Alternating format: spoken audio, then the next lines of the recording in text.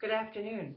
It's Friday afternoon, July the 6th, and I'm here to give you some overviews for the material that we're going to be covering next week in our class, Nursing and Health Informatics.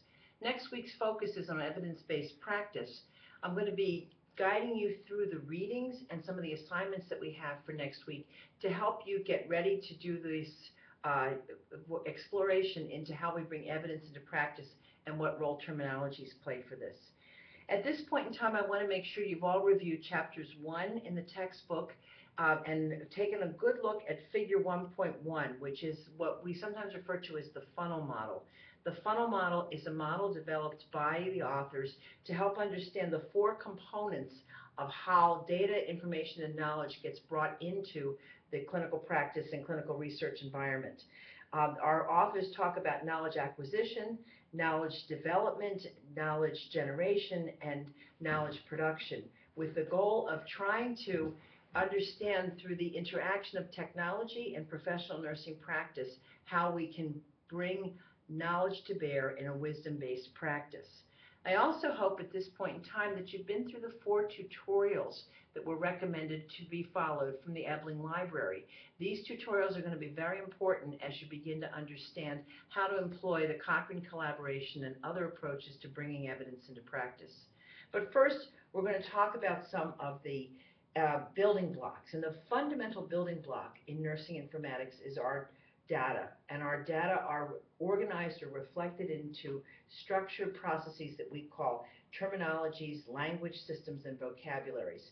Now, there's slight differences between what's a terminology, what's a language system, and what's a vocabulary. I'm going to ask you mostly to pay attention to the fact that our goal here is to construct a way to know that we can consistently label nursing phenomenon in a manner that is useful and understandable by others, and that by labeling it in a consistent and knowledgeable way, we're able to then begin to build the knowledge of our discipline through the experience of our practitioners. In addition, by understanding the labeling and naming of the phenomenon in the clinical practice setting, we will be better able to seek evidence to support clinical practice or research-based interventions. Now, in Chapter 7 in your text is written by Nick Hardiker. He's a family friend of ours, great guy, smart computer scientist and a nurse. And his emphasis is very much on what he calls the compositional vocabularies. Chapter 9 is written by Lynn Nagel. Lynn Nagel is a CIO, a Chief Information Officer of a hospital in Canada, and she's also a nurse, and she's doctorally prepared. Hardiker's chapter is going to introduce you to nursing terminologies from a very atomic or fundamental perspective. And on the other hand, Nagel is going to be using the concepts of terminologies from a practice perspective. What do they really mean in clinical information systems, and how do they help us get a way to link knowledge into practice? Now, if you look particularly in Nick's chapter at figures 7.2 and 7.3, you'll see the way we decompose nursing terms into an understandable and compositional vocabulary. He refers to this as an ontological framework, and he contrasts it to the way nursing vocabularies are often built, which we would consider more an enumerative framework, not an ontological framework. An enumerative framework might be organizing terms based on, say, letter of the alphabet, or as you see in the NANDA listing, some arbitrarily identified but conceptual strategy to put like sounding and like referring phrases into the same term. Let me talk to you a little bit, though, about compositional vocabularies and what Hardiker is talking to us about. Essentially, Hardiker says any 3 or 4 words can be put together in any order, but they don't always make sense until we have a terminology model, a framework that says how these words fit together. So I'm going to ask you to think about what you used to learn in grammar school. To think of what's a verb, what's a noun, and what's an adjective. So if we take a set of verbs, which might be run, walk, and play, we take a set of nouns, marry, meet, and dog, and we take a set of adjectives, red, brown, and delicious. We can find ways to organize those 9 words, sometimes that make sense and sometimes that don't. So if we assume, for example, that every sentence has to have a noun, a verb, and an adjective, at least one of each, maybe more, we can think about the words, for example, that Mary saw a dog. Those are 2 nouns and a verb. But to say Mary saw a delicious dog would make absolutely no sense. It's a nonsensical phrase. Compositional vocabularies have a way of helping us understand what parts of speech is and how to fit these together. So again, if you refer to figures 7.2 and 7.3, you'll get some understanding about how we begin to compose vocabularies and sensible sentences in nursing. Now, the reason why this becomes important is in the clinical practice setting, we want to be able to understand patient phenomenon. So patients may have a headache, or they may have a wound. Those are two different phenomena, one subjectively experienced, one objectively experienced. In a clinical information system, they have to be represented in some way beyond free text. So we use ontological coded terms to be able to make those representations. The important thing in the chapter 7 and 9 is that you begin to understand that there have been many ways that we've built vocabularies in nursing and healthcare. Some of those ways are easier to computerize than others, the ontological ones providing us with much more robust ways to computerize terms and words and sentences. The vocabularies that I've asked you to take a look at include ones that are specific to nursing, like the CCC, the clinical terms, the ICNP, the International Classification of Nursing Practice, the NIC, the Nursing Intervention Classifications, NOC, Nursing Outcome Classification, and there are several others, such as the Omaha system, which is a blending both of terms that describe patients' problems as well as what nurses do. If you look at NANDA and NIC, one set of terminologies, NANDA, describes patient problems. The other set of terminologies, NIC, describes what we do about those problems. And so these terminologies need to fit together. Now, Hardiker would say they're very hard to fit together because we simply have to rely on the rules of English language, which computers don't understand. So he proposes this alternative model that you see in 7.2 and 7.3. Excuse me.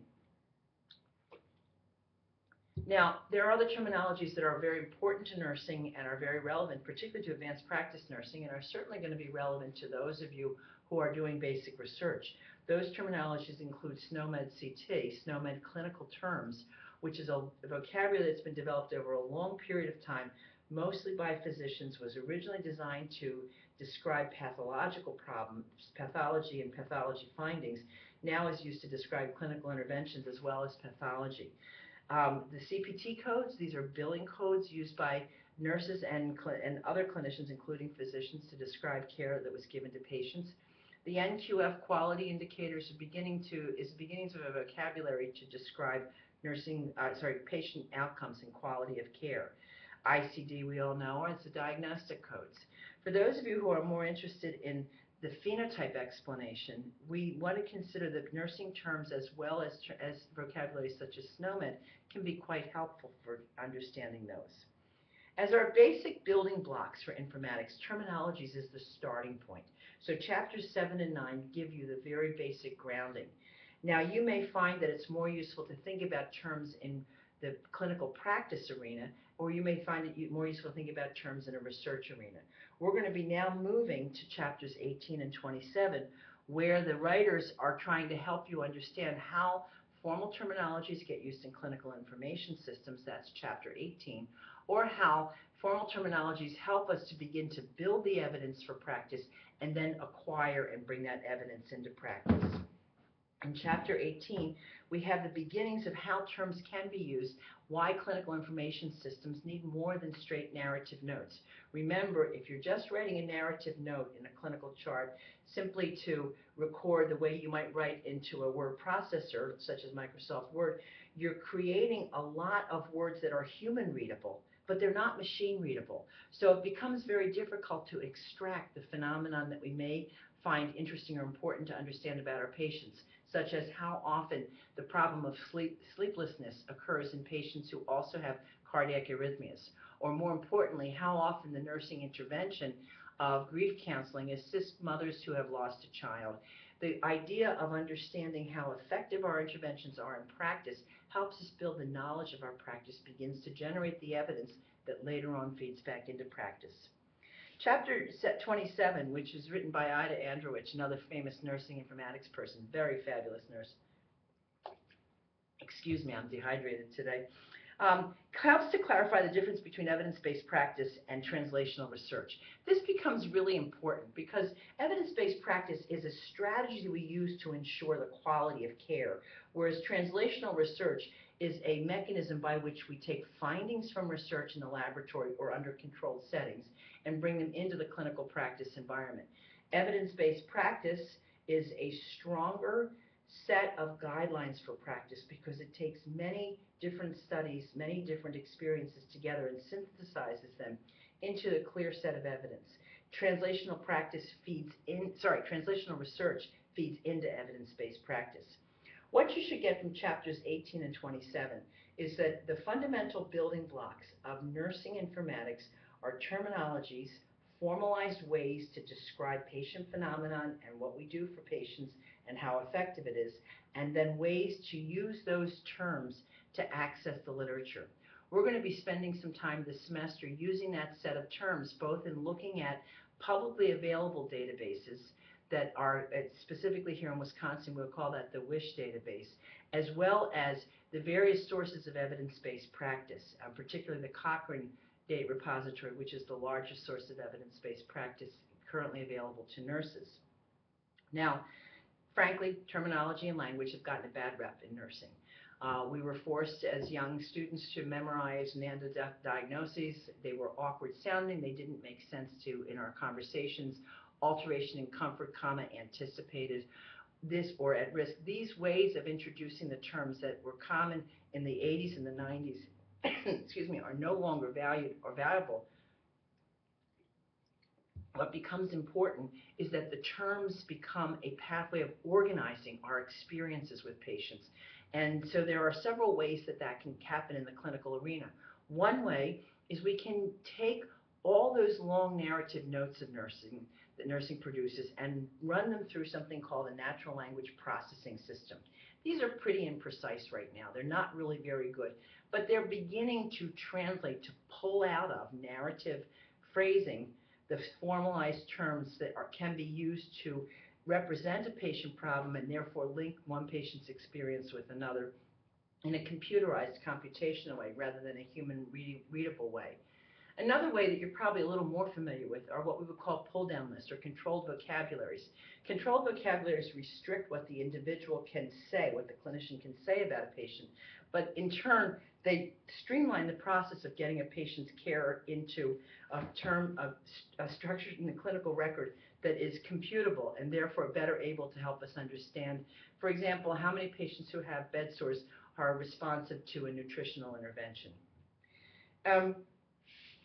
Throughout the chapter 27, you'll see a very important distinction between different levels of evidence.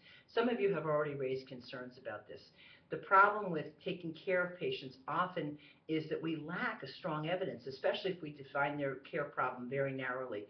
Middle-aged women with hazel eyes who have slight levels of hypertension and need to go on an increased exercise program. That's a pretty narrow group of people, and it's unlikely that you'll be able to find evidence specific to that group of people.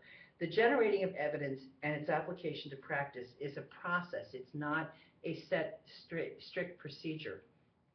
Sometimes we will find in the literature a grading of evidence. That is, the evidence might be considered best practice, might have one or two research studies that support it, might have multiple research studies that support it, might have multiple research studies and clinical outcomes evidence. These are strengths of practice. Excuse me. And if you look at table 27.2, table 27.2 in chapter 27, you'll begin to see how the different groups have tried to generate evidence from practice. Now, the advanced practice nursing students in the class are going to be very familiar with generating evidence from practice from the beginning to the end of their program. We focus on this a lot.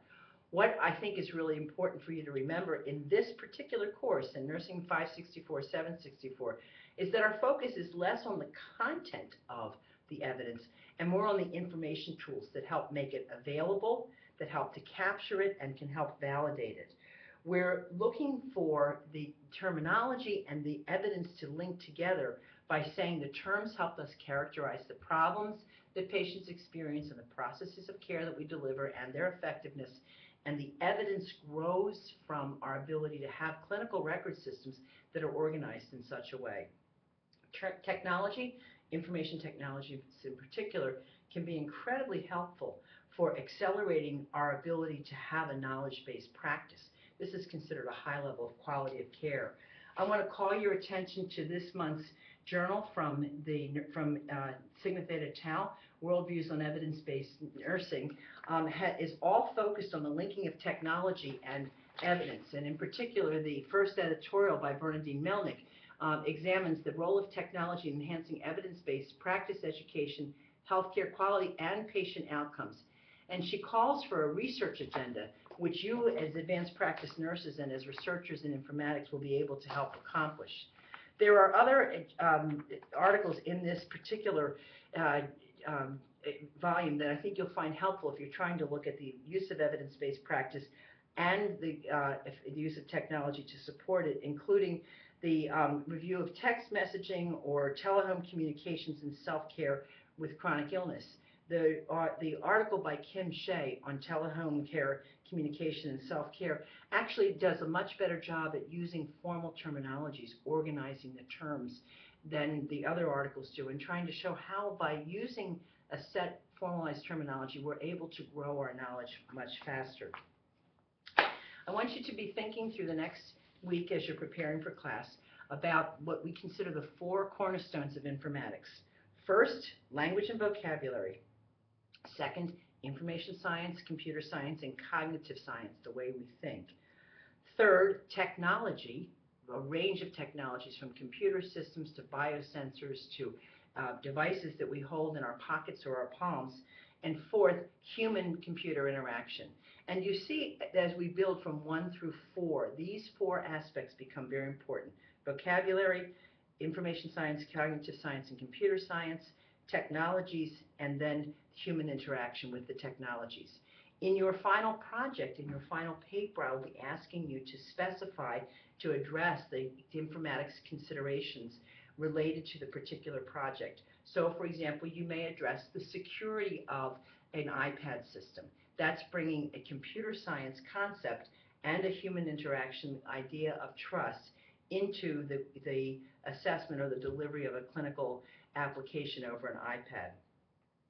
Let me summarize then by saying this week's class is going to focus on terminologies as a building block for nursing practice, generating evidence to support care, and the 4 foundations of informatics: language, information science, computer science, and cognitive science, technology, and a human or human-computer interaction. I hope you enjoy the readings. I hope you enjoy the projects. Good luck on planning for your 2 field projects and your semester project, and I look forward to talking to you. I'll see you on Tuesday evening. Thank you.